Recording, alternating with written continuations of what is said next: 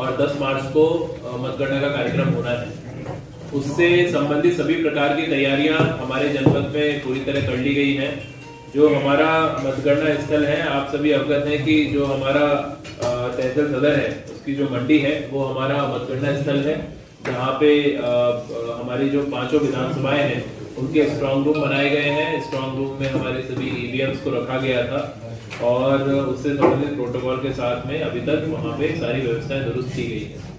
अब चूंकि मतगणना परसों है, तो जो हमारा मतगणना स्थल होता है और जो उसके लिए हमारा पूरा व्यवस्थाएं होती है, वो सारी व्यवस्थाएं भी वहाँ कंप्लीट कर ली गई हैं।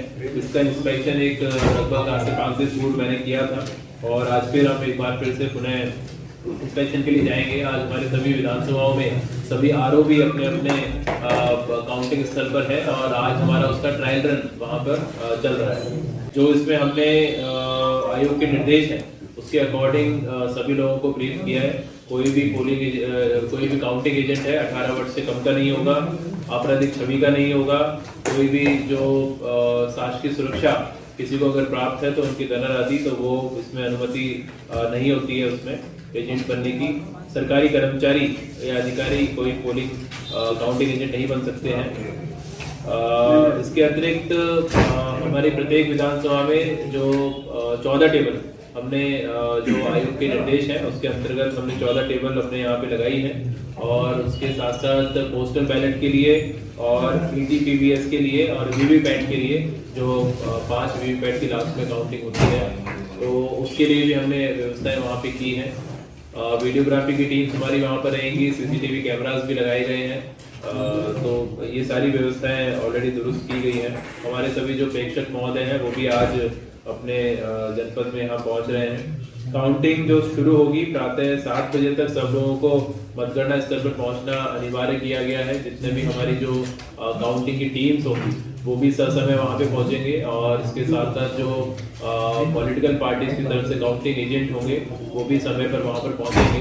8 बजे से हम लोग अपना जो पोस्टल बैलेट की काउंटिंग है उसकी शुरुआत कर देंगे और 8:30 बजे से ईवीएम का हमारी काउंटिंग शुरू हो जाएगी। फर्स्ट राउंड 8:30 बजे से उसमें शुरू हो जाता है कि 10 तारीख को जो हमारी मतगणना होगी उसको लेकर हम लोगों ने अपनी पूरी तैयारियां पूरी हैं हमारी, और जिस प्रकार मतदान के दिन हम लोगों ने पूरी अपनी व्यवस्थाएं दुरुस्त रखी थी और आप लोगों के माध्यम से जो जनता से अपील की गई थी, जनता का और आपका हमें सहयोग प्राप्त हुआ, जिससे उस दिन का हमारा जो चुनाव है सकुशल संपन्न हुआ। और इस चीज की वाहवाही जो है न केवल जनता के माध्यम से बल्कि आप लोगों के माध्यम से भी हमें प्राप्त हुई, तो हम आप लोगों के लिए भी धन्यवाद ज्ञापित करते हैं। जिस प्रकार मतदान के दिन पहली बार इस तरह ये हुआ था कि पूरे जनपद में कोई भी केंद्र इस प्रकार का नहीं था जहां पर सेंट्रल पैरामिलिट्री फोर्स की नियुक्ति ना हो, उसी प्रकार अब की बार मतगणना के लिए भी पहली बार ऐसा हो रहा है कि मतगणना के लिए हमें सीपीएमएफ पुलिस बल मिल रहा है।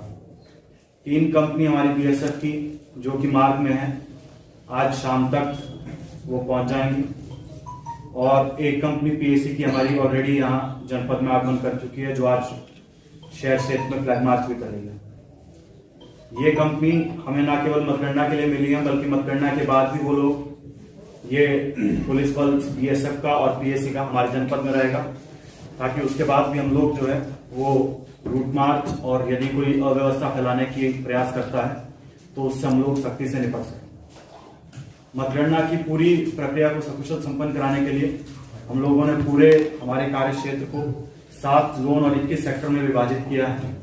प्रत्येक जोन में हमारे क्षेत्राधिकारी स्तर के अधिकारी नियुक्त हैं और सेक्टर में हमारे थाना प्रभारी और सब इंस्पेक्टर स्तर के अधिकारी तैनात किए गए हैं। इसके अतिरिक्त पूरे जनपद की शांति व्यवस्था को सुनिश्चित करने के लिए जो संवेदनशील इलाके हैं, चाहे वो शहर के हो चाहे देहात के कस्बों के हो, कुल 80 स्थान ऐसे चिन्हित किए गए हैं जहां पर हम लोग पुलिस पिकेट लगा रहे हैं, ताकि किसी भी प्रकार का कोई अगर असामाजिक तत्व लोगों को एकत्रित करने का या कुछ और प्रयास करते हैं तो समय रहते हुए हम लोगों को सूचना प्राप्त हो सके।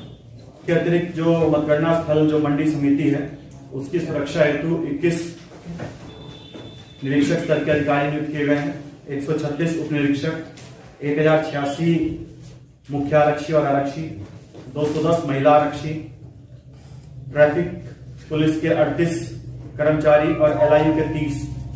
तो ये लगभग आंकड़ा जो है 1500 के करीब बैठता। लगभग 1500 लोग जो है वो मतगणना को सकुशल संपन्न कराने के लिए हमारी तरफ से नियुक्त किए गए। बेसिकली पूरी जो सुरक्षा व्यवस्था है वो 3 तरह सुरक्षा व्यवस्था रहेगी। आइसोलेशन एक आउटर कॉर्डन रहेगा जहां पर ये बैरियर है।